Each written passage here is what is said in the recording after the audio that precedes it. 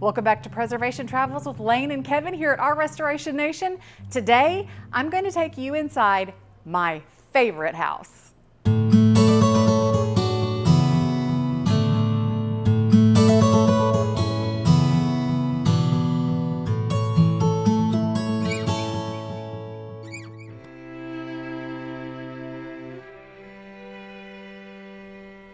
Welcome back to beautiful Natchez, Mississippi, our favorite place to show you these glorious homes. And today I am showing you, like I said, my favorite home. Now, it is not politically expedient in a town full of glorious historic homes to say that one or the other is your favorite. But now that we own one of the glorious historic homes, I feel like that exempts me from that rule. So today we are at my favorite home in Natchez, Mississippi, the Wigwam. The Wigwam was built in 1836 by four sisters, Margaret, Matilda, Amanda, and Laura Ivy. They bought some land from the original Spanish land grant of Cottage Gardens. And by 1841, they had constructed a large but fairly modest four-room cottage. In 1858, Douglas and Eliza Rivers acquired the property and changed the name to the Wigwam. In an 1879 deed, Eliza Rivers described the house as Wigwam and being the place of residence of myself and my family. Eliza Little Rivers was the adopted daughter of Peter and Eliza Little of Rosalie. In addition to changing the name of the house, the Rivers greatly enlarged and remodeled the large cottage built by the Ivy sisters into a picturesque Italianate villa. The projecting wings on the front, the arched triple windows, the doorway with bracketed cornice, the large central dormer, and the cast iron posts and railings are all part of its exuberant and romantic Italianate remodeling. Documented in historic photographs but missing from the facade today is a wooden balcony that wrapped around the projecting wings. At the front of the Wigwam is a cast iron fountain that's documented in the 1866 photograph of the house.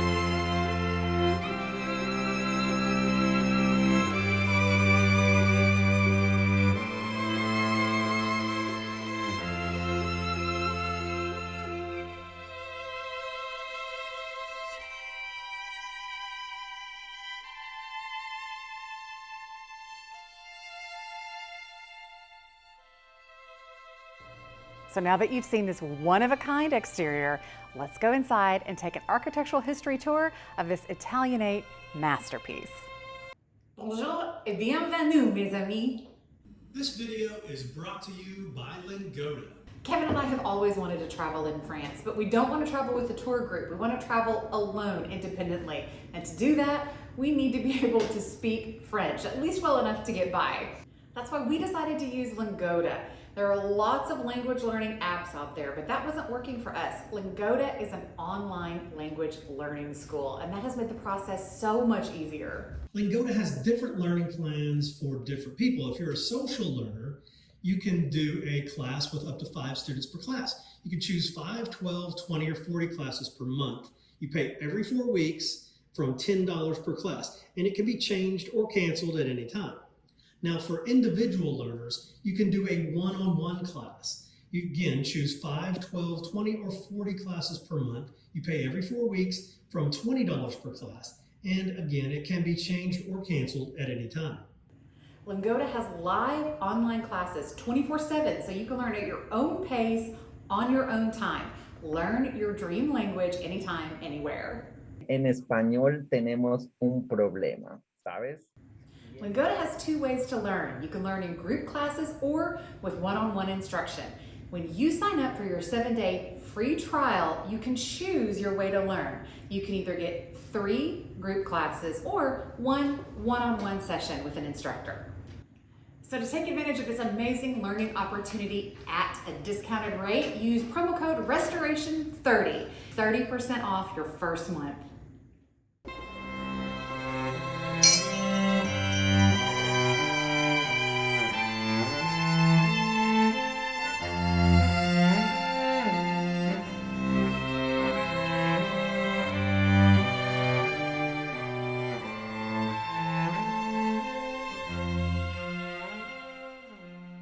This house is an architectural wonder. For anyone who knows architectural history, it is a splendor to walk through. Like I said, it was originally constructed as a simple 4-room cottage, 1.5 story. So inside this main hall and the main parlors, we see remnants of that 1836 to 41 architecture. But then when the Little family purchases the house, we see a complete remodel in a high style, very exuberant Italianate fashion. And I want you to take a look at the plaster moldings in this house. The plaster work in this home is the finest there is in Natchez, Mississippi. Right here we have the beautiful acanthus leaf and scrolling foliate design topped by egg and dart molding, and then as you see, and we'll see repeated throughout the house, this gorgeous 3-dimensional incised molding. Absolutely stunning.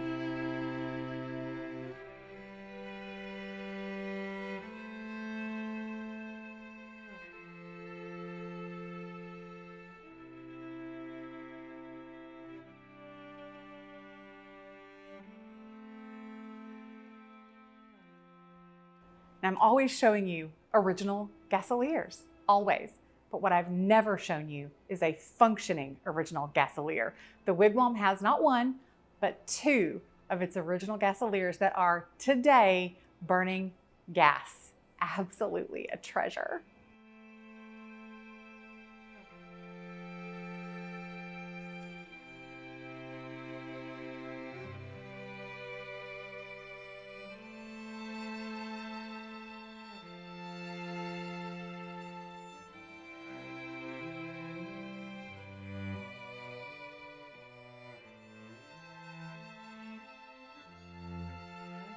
So this is a wonderful place to see the juxtaposition of the 2 periods of the build of the Wigwam. We're in one of the original 4 rooms, the earliest part of the structure. And you can see here a very simple 1830s style mantle. Not a lot of ornamentation, very, very symmetrical. Surrounded by this glorious plasterwork, which is the high style of the later remodel.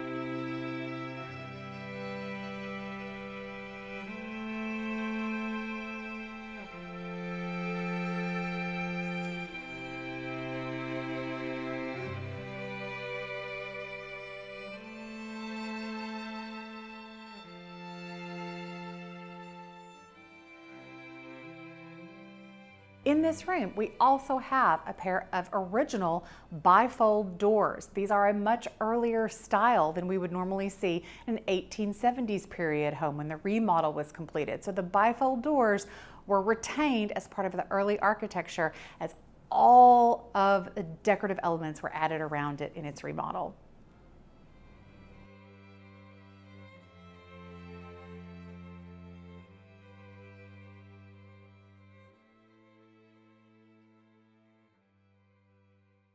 One of the things that I love about these early homes here in Natchez, Mississippi are the floors.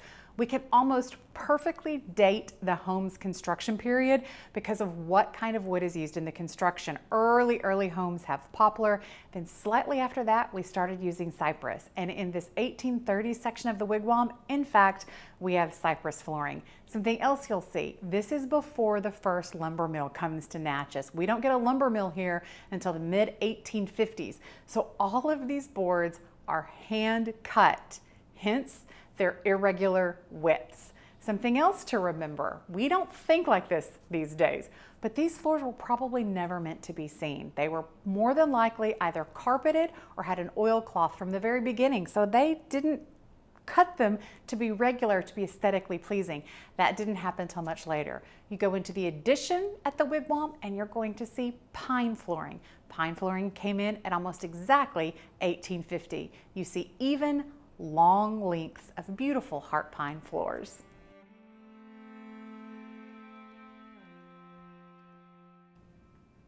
Is this the best room in Natchez, Mississippi? I would say that it is. And I would say that it's close to being the best room in Mississippi. Where we are is the ballroom, part of the little remodel. It was added as one of the 2 projecting wings onto the front of the house. And as you can see from the glory above me, originally this entire room was muraled. Unfortunately, at some point, the wall murals were painted over. Someone in the history of this beautiful home deemed them too far gone to save and painted over them. But the current owners have tried to uncover as much as they can. And of course, we have this photographic evidence of what the wall murals look like. But the ceiling remains in its absolute splendor, and it is a joy to look at. I want you to take a look at each one of these individual hand-painted panels, and you can see the scenes of abundance that are on the ceiling.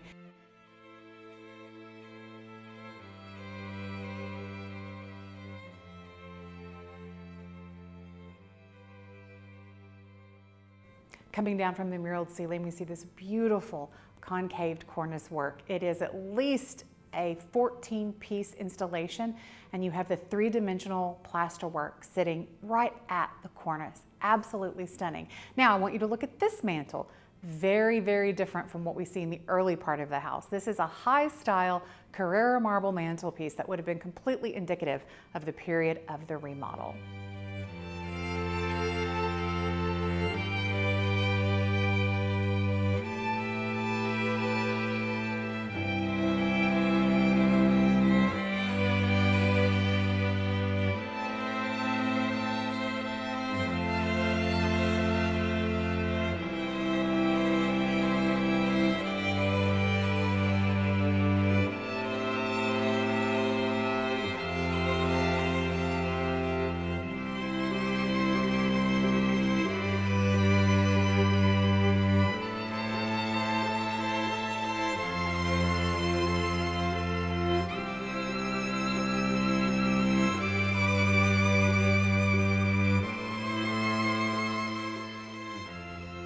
We're in the game room, the gentleman's parlor, part of that later addition. Now, here is something on this beautiful Carrara mantelpiece that I have to draw your attention to.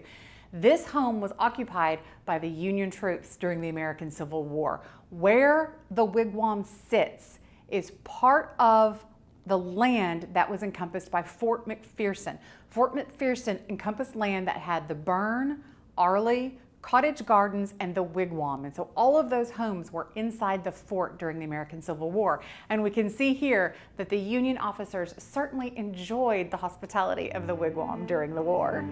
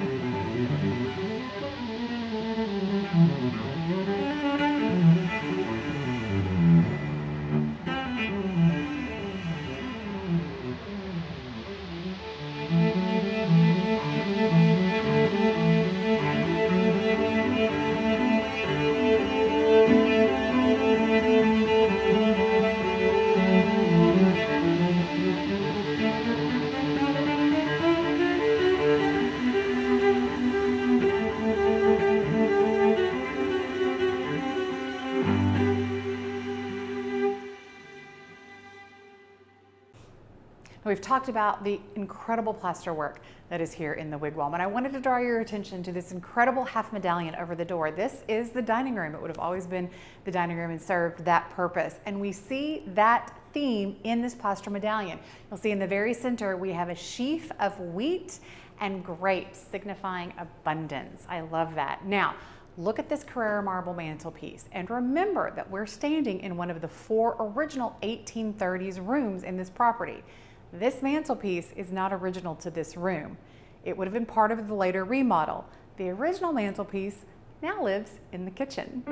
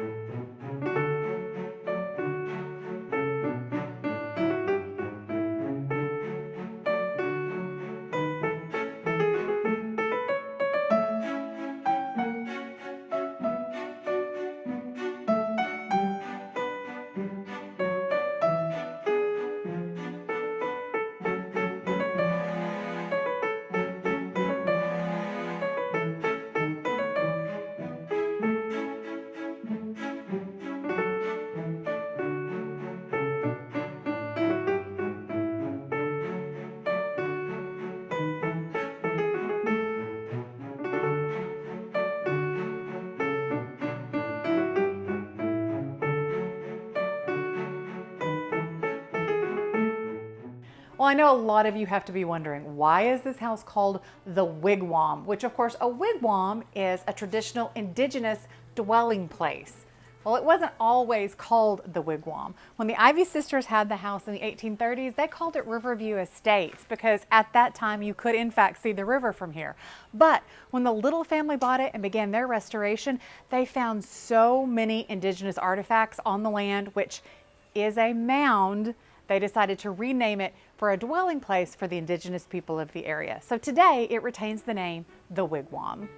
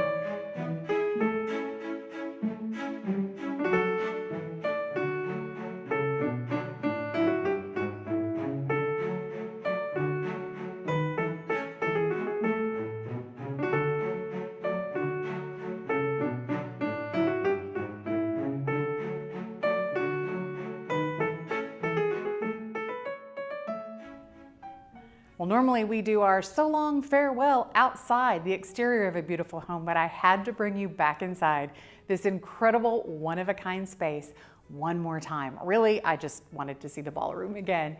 We hope you've enjoyed this look inside one of Natchez, Mississippi's landmark homes. Now, the Wigwam is for sale. As always, we're not the real estate agents. We don't represent or guarantee this home in any way. But if you think you might be the next caretaker of this national treasure, the Zillow listing is in the link in the description below. We thank you for joining us on Preservation Travels with Laine and Kevin. Thank you for coming inside my dream house with me today, and we hope we'll see you next time.